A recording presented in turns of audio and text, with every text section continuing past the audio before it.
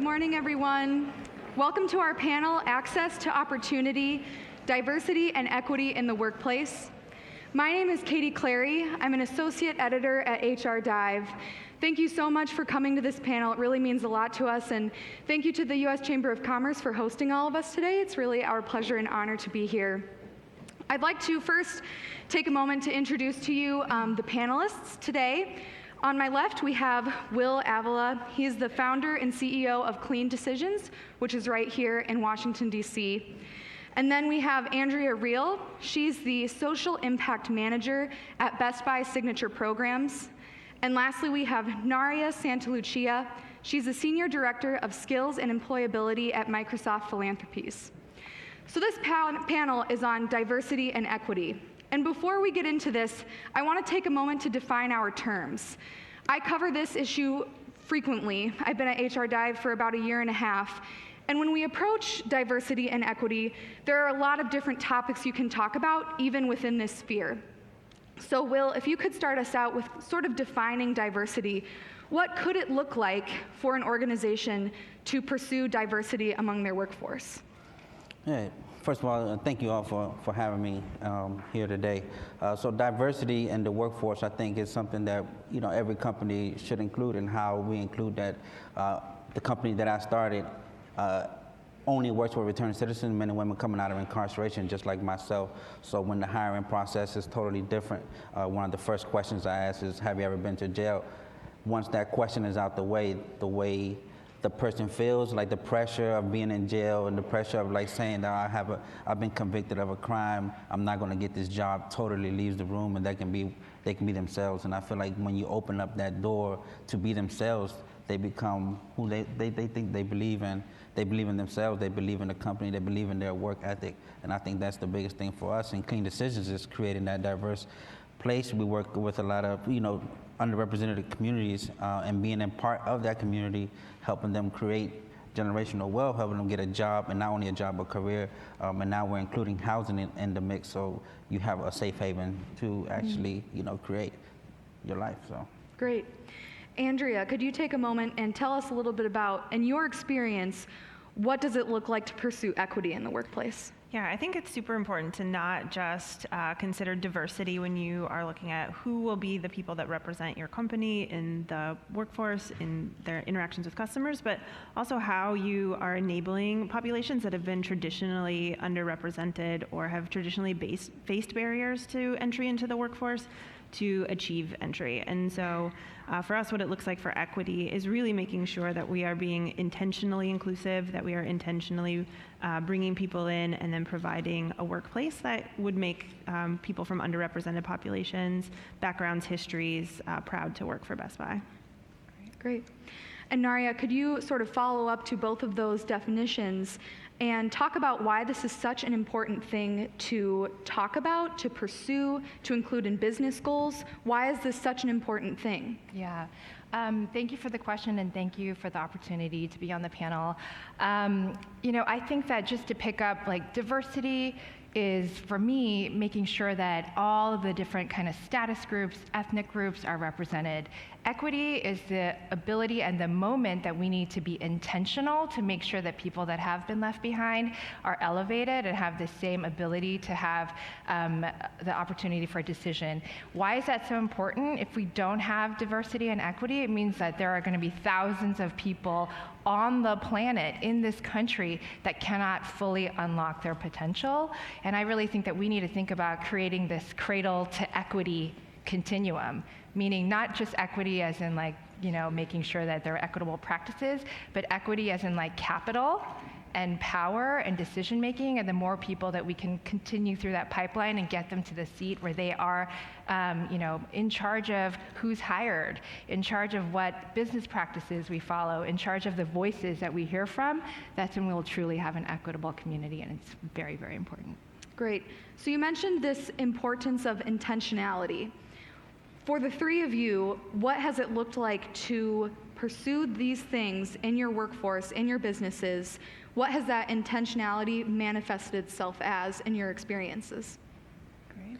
I mean, I think the big thing when you are looking at being intentional in your hiring practices, intentional in your workplace experience, intentional in the way that you bring people in the way that you represent your communities, that really ends up looking like reflecting the community that you're serving. And I think, Naria said really well, making sure that that continuum exists all throughout the leadership pipeline. So making sure that people making decisions are representing those communities, making sure that the people that are empowered in those roles are also representing. So really it comes down to looking around, assessing sort of where you're at, and then making sure that any voices that are missing from the conversations are enabled and empowered to be in those rooms.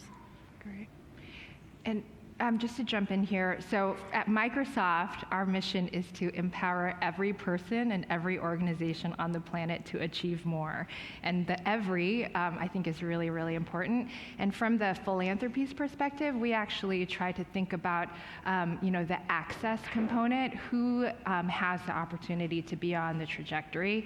So a lot of the investments that we make are around making sure, for example, a great one is Reboot Representation, which is an effort launched by Pivotal and Melinda Gates to double the number of women who are Latinx, Native, and African American to achieve an advanced computing degree. So investments like that really make sure we're opening up the communities and the opportunities that are available. And then it's about kind of opening the access, and then once they get to the company, how do we have inclusive practices? How do we make sure that, voices are welcome? We have kind of 3 different principles at Microsoft that we really further, which we believe is the basis of inclusive practice. They are practicing awareness, exercising curiosity, and demonstrating courage. And all of this is really important to, like what Andrea mentioned, is that it comes from the CEO. So I'm very new in role at Microsoft. I've only been there for 3 months. And my first week, I was able to go to this very large convening, and our CEO got up on stage and he talked about covering and allyship. And I was just really blown away as somebody new to the company to be like, wow, this isn't just lip service. It's about the directive from the CEO that then, is adopted by all of us to make sure that when we do open the doors to hire for people that may not be necessarily reflected, that they are feeling welcome, that they don't have to cover, and that there are allies in the room to help them along as well. Yeah, I also like to pick up about like the CEO, how you mentioned the CEO. So I myself, when I'm doing the interviews for people coming into Clean Decisions, a little bit of background about myself. My mom had abandoned us, and my father was a vicious alcoholic back then when I was growing up. So I joined the gangs quick. That's all I knew. That was my family. And then by the age of 16, I went to federal prison. And then for the next 12 years, I was in and out of prison. So when I think about my road to where I'm at today, it's what have I done to change, and the mindset that I've changed. My mindset has changed a lot, and even more when my son came to this world. Now he's 5 years old, and the company is 5 years old, so you can see how that transition went down. So I had to find a way, because he was going to ask for food, chicken nuggets in particular. But definitely when in 2013, when I was on the bus coming back from a federal institution, my last one, I had nowhere to go. I had no home. I had no mentor. I had no positive person in my life, peer. What I ended up doing is living in our Motel 6. And I only had $150 on that train ride from federal prison. And I was like, well, this is going to end in 2 days. So I asked the security guard to let me sleep in the lobby, and he let me do that while I was trying to look for work. So when men and women come to Clean Decisions, I just, I let them know that, like, I understand the struggle, I understand what obstacles are you're going to face. And, I haven't overcome all of the barriers in life, and I'm here because God has put me here for a reason. I believe so, and put you here for a reason. So how do we work together? Once that is alleviated from the conversation, like, people tend to open up and they tell me the problems, tell me the issues, and that's why I think Clean Decisions has grown to where it's grown now with 20 full-time employees, and helping them not only get a job but then start a career, housing, and thinking about wealth for the future and planning. So I think it all comes down from how do you include that, and just the main thing I believe Clean Decisions does and provides unconditional love and support, and I think that's why we receive such loyal employees and team members, families, brothers and sisters. So. It's amazing.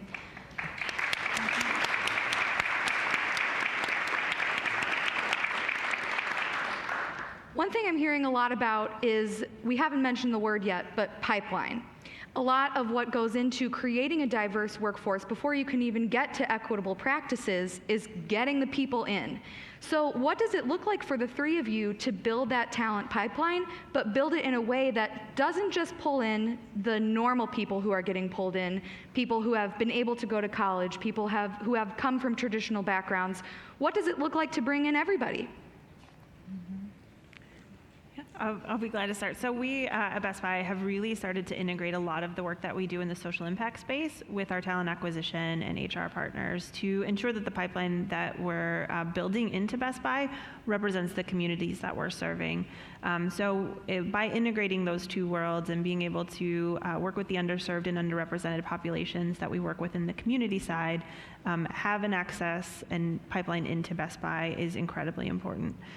We've also started to work with some of our talent acquisition partners in some scholarship and internship and mentorship programs for people at colleges, at HBCUs, at traditionally Latino colleges, being able to bring in folks that represent different backgrounds through some of that work, both in the community side and then as it represents into the business side. And I think the other big thing, and it sort of touches on a little bit of what Naria was saying earlier, is making sure that that representation exists within the company. So our CEO is one of only 25 female CEOs in the Fortune 500. We have our board of directors is over 50% female and 50% people of color. So being able to really show people that are coming in that this is going to be an equitable place to work allows us to tap into some of those talent pipelines in ways that are really authentic and genuine to the company's mission. And I think similarly, to your question, I think that the pipeline is so vast and there are so many places where it is very, very leaky, right? And so I think we have multiple strategies. One of the ones, not necessarily a different type of pathway in, but one of the programs that Microsoft Philanthropies stands up every year is a program called TEALS. And we have a big charge within the company, not only just on the direct service side, but also on policy. And we've been working around the country with our partners at code.org to make sure computer science counts in every state as a math or science credit, because that means that everybody would have access.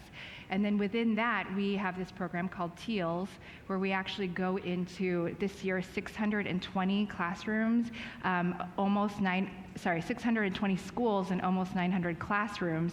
And we actually put an industry volunteer, not just from Microsoft, but many of the companies I'm sure represented here, to work alongside with the teacher who probably doesn't have a computer science background, but we volunteer to every day co-teach with them and get them to the point where they could have an AP computer science class. More than half of those schools are Title I schools. Many of them are rural. We remote in volunteers. If anybody wants to volunteer, I could tell you more about that as well. But why that's really important is that we're trying to work to make sure that the computer science classroom, which has historically been underrepresented for women and for people of color and people from rural areas, make sure that that classroom looks like the school, that looks like the community. We hope that those young people will then go on and continue to pursue a computer science degree or whatever other degree in computing or not in computing and become successful. There is that strategy, but then also we have different pathways into the company itself that we have now been really focusing on and thinking about, including our military veterans, including, I saw from General Assembly, like other types of quote unquote boot camps or non-traditional training programs. Maybe you don't have the 4-year degree, but how do we get you into the company? And so we have that program called LEAP that does that. We also look to think about new technologists, like are there young people that are from traditionally underrepresented backgrounds? Can we bring them in as a fellow between your first and second year of college, with the outcome being you're going to have an internship at Microsoft the next summer? That program has been hugely successful, and 80% have converted into interns, which has a huge percentage of getting a job offer in the end. I think you have to kind of think about all those different strategies because there are so many different pipelines and ways in. And it's obviously we don't have the answer yet, and we're still working on it as well. And I know that lots of people in the room have tried these efforts. I think that we can all continue to do them piece, Best Buy will, we will, all of us will. We need to think about an overarching strategy, I think, as well on a policy kind of platform to really highlight this issue and provide incentives for all of us to do this together. Yeah, I mean, when I think of pipeline, I think of like how do you get there in the first place? I think to get to like Best Buy, Microsoft, to any company, and working with the community that I come from and serve, I was worried about, are they going to show up on time? Are they going to get the job done? So I believe that Clean Decisions is that middle ground before you even get to that company, where it's like we work a lot with healing the trauma that you faced during prison or in your past and your childhood. And when we work with that and focus on that, so when you join Clean Decisions and when you become a member of Clean Decisions, how do we work with you like that? Is your management team is your navigator. That's like your brother or your sister that's going to help you and transition you back into prison. So we understand when you can't make it to work. We understand the way of thinking, like, oh, is it worth it to go to work today? Oh, I don't care about life. I never did. People just going to tell me what to do all the time. I don't really need this money. I don't know what to do. I'm not going to get nowhere anyway. So I believe before we even get to Best Buy, Microsoft, or any company, we have to heal that trauma. And I believe Clean Decisions is doing that because we have gotten success. Like one guy, Uncle Bill, I call him Uncle Bill, but he did 35 years in prison. So when he did those 35 years, he came out thinking, I really don't know what to do, but he did want to be an entrepreneur. So we paired him up with a mentor, and me and him discussed a lot of entrepreneurship. And now he's got his basic business license in landscaping, wants to do river smart, and also doing gardens, basecapes, and rain gardens. But it was a transition to get to where he's at today. And I think that's where Clean Decisions stands as like that pipeline to get you to a point where you can go to any job and say, it's worth it. I'm going to work on my future. I'm going to work on my career versus like, I just got out of jail. I just want to get some money to eat. And I think we have to focus on that first and that struggle to make sure that you understand that and you're able to overcome that obstacle, and especially the mindset of just like negative thinking. Because, I mean, it's once you get accustomed to the prison life, it becomes a little easy, but when you come out into society, it's just a whole different ball game, and it's like, what am I going to do? I need some help, I need some support. So I believe Clean Decisions is helping you transition that place in your life where you can be, you have the courage and the will to jump out there to one of these jobs that can land your career. So this brings up a really interesting point, I think, because I think what you're describing for maybe a more traditional business out there really is this concept of equity. Because what you're doing, at least what it sounds like from what you're telling me, is you're looking at these backgrounds, you're anticipating or hearing from people, you're looking at their the barriers they may have to success within your business, and you're helping them directly address those head on so that they can see success, and that so you can see success through them as well.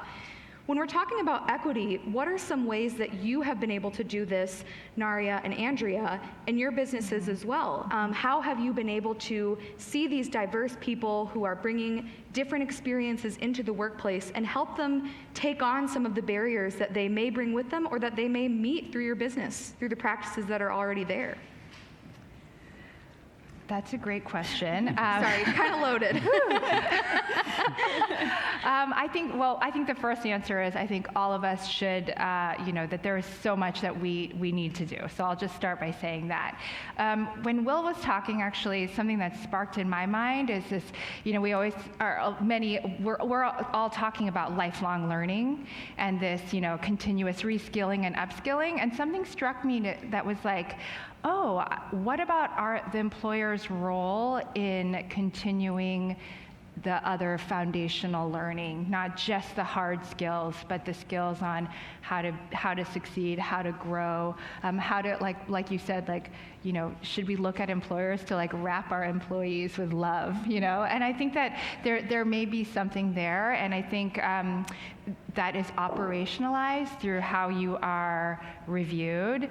So, at Microsoft, we actually call out specifically not only what impact have you had for the business, but what impact have you had on diversity and inclusion? How have you made sure that there are voices in the room, that you're uplifting all people?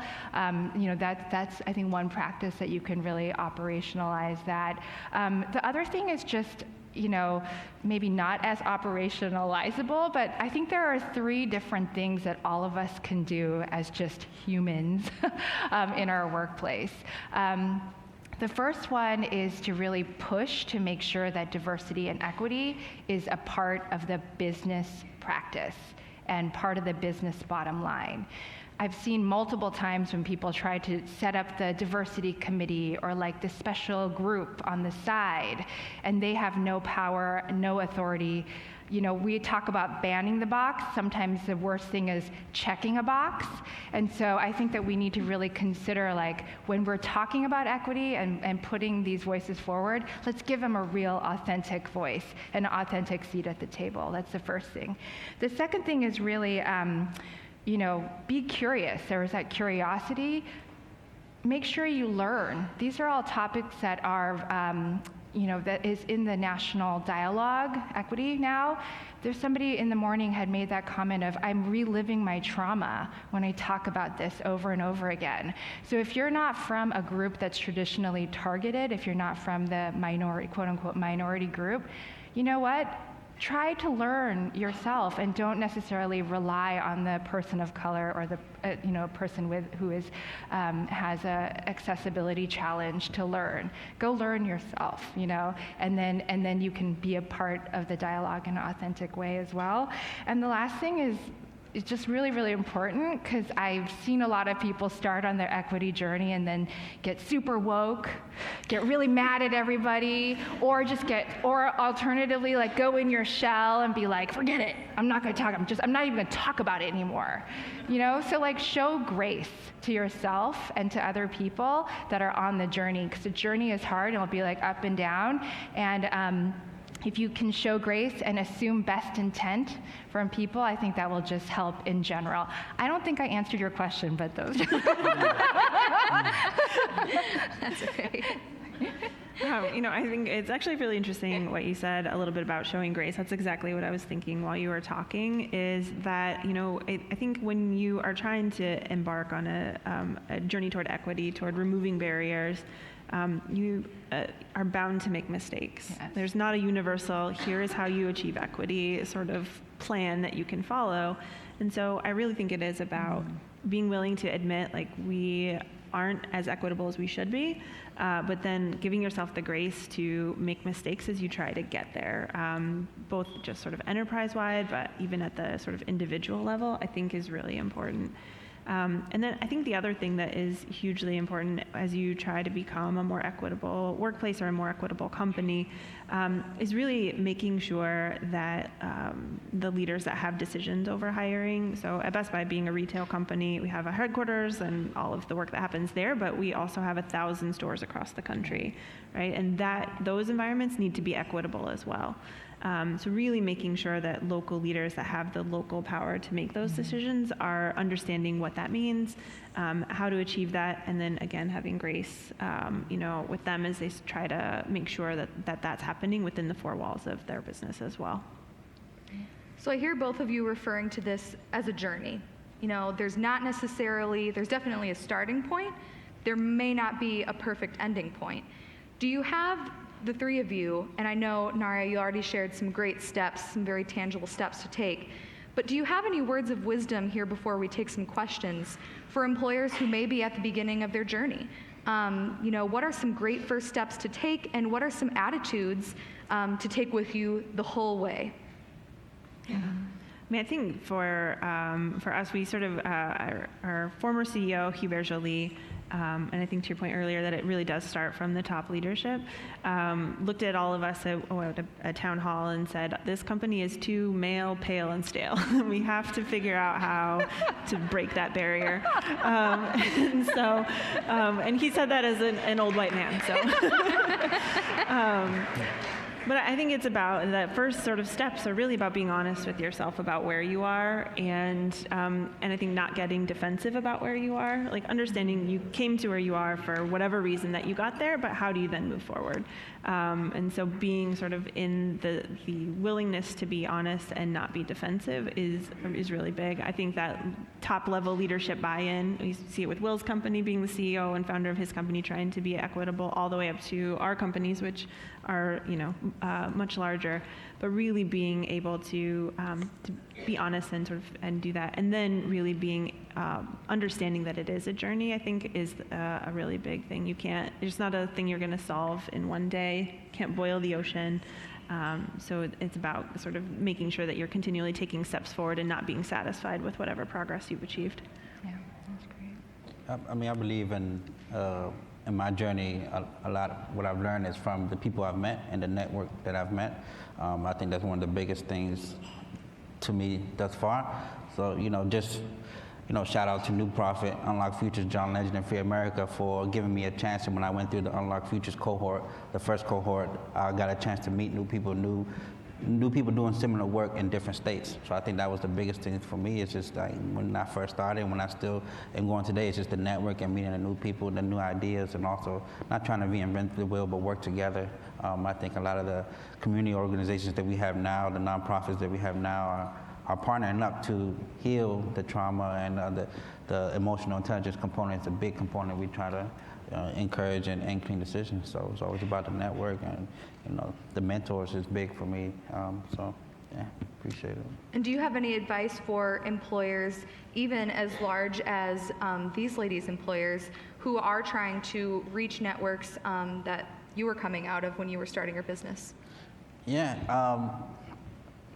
My advice, I believe, is just like this shirt. I mean, for me, the small things really mean a lot, So like this shirt, it took us time to get, a logo on the shirt. So every time I put on this shirt, I got a couple, but every time I put on this shirt, I'm ironing it every morning. As you can see, the little crease, I iron it. I'm not the best to do that, but I feel so proud of what I've done with my life and what the men and women are doing with their lives and clean decisions. And when they wear the shirt, they feel proud. So, always remember, like, the first couple of steps when you wake up in the morning. I like to wake up at 5:15 and just acknowledge and be grateful for what I have, and just take that time to, really, really think about, wow, I was just in a jail cell about to get a bologna sandwich, and I'm going to be mad, but I'm going to eat it because I'm hungry. But coming from that place and to where I am now is like being able to iron a shirt that I helped create is impactful. So always remembering that, remember and acknowledging that, have more victories than failures. You have more victories than failures, and that for me is big. So that'll be mine. I think we're going to go ahead and take a couple of questions. Looks like the first one we have queued up is, what do your companies look for in partnerships with community organizations that work with underrepresented communities? I can start with that one. So from the philanthropies perspective, as far as when we make investments in different nonprofit organizations and/or local chambers as well, I think that the most important thing is to really think about whether or not that entity has a proven track record with the communities that we're trying to serve. That there is the equity mindset, that they're able to develop and deliver programming for those groups. I mentioned I was fairly new in role at Microsoft, but I come from a nonprofit organization. And time again, and I'm sure many of you who are from nonprofits or from the local chambers, you see this all the time, where you start shifting your strategy to focus to the funder. That is just the kiss of death. We have this saying at Microsoft that we say all the time, that the truth is in the field. You are the experts. You are closer to the communities that you are serving than any of us could ever be on the funding side. So trust your instinct, trust your community, come up with the solutions, have a great plan, and I promise that there will be funding that comes along with that from whoever that might be. So that would be kind of, what we think would be the hallmark of a best community partner, and then maybe a little bit of advice on what you could do. And I was supposed to give a shout out to the Metro Milwaukee Chamber of Commerce that actually participates with us in TEALS, and we co-fund that together in Milwaukee. So that's just a great example of a win-win. And they're listening in online, so. I think as we think about for the work that we do, our community work focuses primarily on connecting underserved and underrepresented teen populations with access to technology, but not just here's a wonderful Microsoft-based computer, but here is how you use it. Here is a pipeline into a career. Here's training. Here's soft skill and emotional development to go with that. So really try to find organizations that are working in that space that are comfortable with not just teens who are terrifying, but also able to bridge that gap from sort of the teen technology interest space into a career. So I think a lot of it is along the same lines of what you just said about making sure that our mission is not becoming the mission of the organization, but that they're doing that work in a genuine way. And then I think the other big piece of that question was, how are we looking at organizations that are serving those underrepresented populations? And for us, it's extremely important that we're looking at organizations that are not only serving underrepresented populations, but represent underrepresented populations. Yeah. So the leadership of those organizations represents the community. The way that they work within the community is genuine and comes from that area. It's sort of not enough to just be serving, but also to be really leading in the space of coming from the community. Great. Well, yeah, I mean, when we partner up, man, we are looking for more community organizations. One of the key things we look for is that social emotional intelligence component, where the individual that comes into clean decisions, we got to understand, and a lot of people put this to the side when like I did when I first came out, that I just went through trauma. It was trauma. I'm traumatized from my experience in jail and prison, being awakened, being told what to do, like in this violent atmosphere. It's trauma. So we have to put that out there when we look for community organizations. We want to help heal that process. Like, we're not the professionals. We definitely will love any professional, advice on that, but we just try to make sure that you understand it's trauma. How do you heal and begin to heal? That's what we look for in organizations. Great. Next question. For companies pursuing equity hiring, is the primary motivator the impact on finding talent, or the importance of being altruistic and improving society? Or is it something else? I can answer that. Yeah, first. In brief, it's just when it comes to clean decisions, for a long time I thought about it's just creating work and creating the labor. But what I learned is our niche is creating those navigators, those men and women that are going to be able to encourage others, teenagers or their children, not to go to jail in the first place. So I think when we want to improve society, we improve ourselves. And those men and women coming to clean decisions are going to be the messengers. So we are the ones creating the messengers for those underrepresented communities and those societies, those little components where, like, in Southeast DC, like Ward 8, Ward 7, Ward 6, where a lot of this goes on. And just, you got to understand that you need somebody to, improve and help you, encourage you not to do these things in the first place. So that's when we look at what we do in clean decisions, is creating that mindset for the future. I think in the best case, it should be both. I talked a little bit about can't just be checking the box. So in the hiring practice and making sure that there's a diverse pool of candidates, that the interview questions are not biased in some way, that the process isn't biased in some way, that the algorithms that are used to get resumes across the line aren't biased. Like, those things are all really important, and they're there within Microsoft the company, or in general, because it is is, again, tied to the business, because we will develop better products and better services if we have multiple voices at the table. From a philanthropic perspective, we actually try really hard. We do not link it to hiring to Microsoft in general, but being platform agnostic and making sure that it is a societal play to improve opportunities for all groups. So I would say that our approach is both, and obviously, again, the bottom line is going to drive your company. So if the equity is built into your reason for business success, I think it'll just be more impactful and actually get sticky and take hold.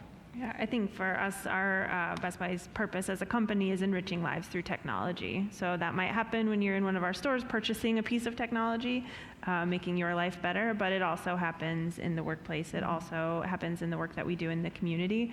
And so really knowing that it's not just about the sort of altruistic or sort of moral imperative to ensure that their workplace is an equitable place to be, but also understanding it does impact and affect the bottom line, both in terms of the way that we work with our customers and clients and the way that we serve our communities, I think is just, it's sort of inextricable, but they all contribute to each other.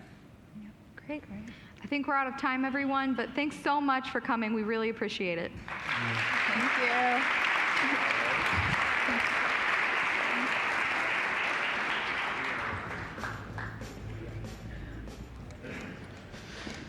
We now need to clear the room for lunch setup. Please remove your belongings from the tabletops and make your way into the briefing center or the Lee Anderson rooms while the room is prepared for lunch service.